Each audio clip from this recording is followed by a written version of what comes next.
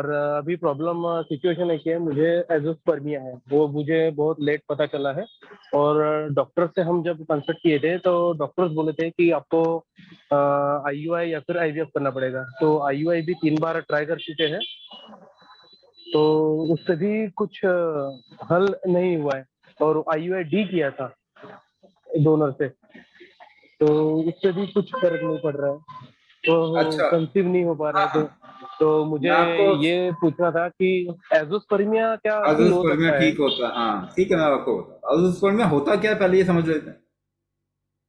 And जो seminal fluid होता है, जो फ्लूइड निकलता है पीनस से, उसमें स्पर्म काउंट कितना है, स्पर्म हुआ है कि नहीं। अज़ोस्पर्मिया में स्पर्म बहुत ही कम होता है, स्पर्म बन ही नहीं रहे। तो इस वजह से वो सोचते हैं कि हम स्पर्म पर्टिकुलरली उठा के उसके बाद में, या फिर उसको कॉन्सेंट्रेट करके अगर हम एक फीटस बना दें या जाइगोट पैदा कर दें, तो चांसेस हैं कि इससे हो जाएगा। बट क्या है कि देखो, एक तो नेचुरल कंडीशन और आर्टिफिशियल कंडीशन दोनों में बहुत फर्क होता है। दूसरी बात यह कि अजूस्पर्मिया, अगर कोई कह रहा है अजूस्पर्मिया है, तो केवल वो, ऐसा तो नहीं कि एक पर्टिकुलर प्रॉब्लम है कि हम नहीं उसको ठीक करते चलेगा, है ना, नहीं ठीक करते तो भी चलेगा, ऐसा नहीं। अजूस्पर्मिया क्यों है? अगर बॉडी की मेटाबॉलिक स्ट्रेंथ कम होगी तो अजूस्पर्मिया होगा। अच्छा, मेटाबॉलिक स्ट्रेंथ अगर कम होगी तो और क्या प्रॉब्लम आ सकती है? एक मेल में आराम से हार्ट डिजीज में आ जाएगा, ब्लड प्रेशर हार्ट डिजीज या डायबिटीज, बहुत आसानी से। थोड़ी सी एज और आगे होगी, आपका शुगर लेवल कहीं ना कहीं तो जाके चेक हो जाएगा, बोलेगा वो ये तो डायबिटीज है, चलो फिर दवाई खाना शुरू।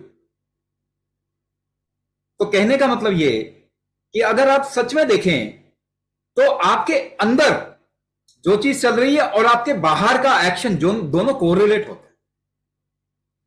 अगर हार्ट ठीक से काम नहीं कर रहा है ना, तो इंसान बाहर से भी ठीक से काम नहीं कर पा रहा,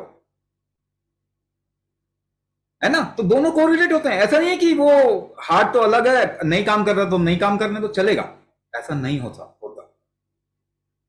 तो कहने का मतलब ये कि अजोस्पर्मिया क्या ठीक हो जाएगा? बिल्कुल, बहुत आसानी से ठीक हो जाता है। पहली बात तो ये, तो स्पर्म बनने का प्रोसेस चाहिए। स्पर्म बनने के लिए जैसे मैंने बताया 6 लेवल पे आपके बॉडी में काम होना चाहिए। 7 टिश्यूज बनते हैं, तो 6 लेवल पे अगर आप काम करना शुरू कर देंगे, 6 लेवल पे काम करना शुरू कर देंगे तो स्पर्म बनना शुरू हो जाएगा।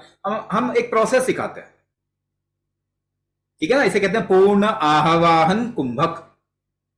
हम एक प्रोसेस सिखाते हैं, उसमें ये 6 मेटाबॉलिक स्ट्रेंथ्स पे हम काम करते हैं। और इससे क्या देखने को मिलेगा? टाइम अलग अलग हो सकता है। कुछ लोग ऐसे भी होंगे जिनका 1 महीने के अंदर ही स्पर्म काउंट बढ़ जाएगा। कुछ ऐसे होंगे जो कि 3 महीने 6 महीने तक भी लग सकता है, डिपेंडिंग अपॉन कि आपका मोमेंटम क्या है, डिफिकल्टी का, अपने आपके बॉडी में डिजीज का मोमेंटम क्या है, या जो भी प्रॉब्लम है उसका मोमेंटम। क्या अजूस्पर्मिया ठीक हो सकता है? बिल्कुल ठीक हो सकता है। लेकिन मैं एक और बात आपको बताता हूं, जैसे अनडायग्नोस्ड इनफर्टिलिटी होती है, वहां पे स्पर्म काउंट भी ठीक होता है, अजूस्पर्मिया भी नहीं होता, तो मोटिलिटी और मोर्टालिटी भी ठीक होती है, उसके बाद भी तो कंसेप्शन नहीं होता। तो आपको यह भी समझना है कि केवल अजूस्पर्मिया की वजह से कंसेप्शन नहीं हो पा रहा, यह आपका एक आइडिया है, ये आइडिया है केवल। अजूस्पर्मिया खत्म होने के बाद भी कंसेप्शन नहीं हो पाए, ये भी पॉसिबल है। लेकिन जब हम काम करते हैं कुंभक के जरिए आपके शरीर पे, तो केवल एक पर्टिकुलर प्रॉब्लम को ठीक करने के लिए नहीं करते, हम आपकी सारी प्रॉब्लम्स पे, क्योंकि शरीर ऐसे ही बना हुआ है, हार्ट लिवर के बगैर काम नहीं करता, लिवर किडनी के बगैर काम नहीं करता, किडनी लंग्स के बगैर काम नहीं करते, लंग्स नर्वस सिस्टम के बगैर काम नहीं करता, सब जुड़े हुए हैं। तो एक होलिस्टिक अप्रोच चाहिए होता।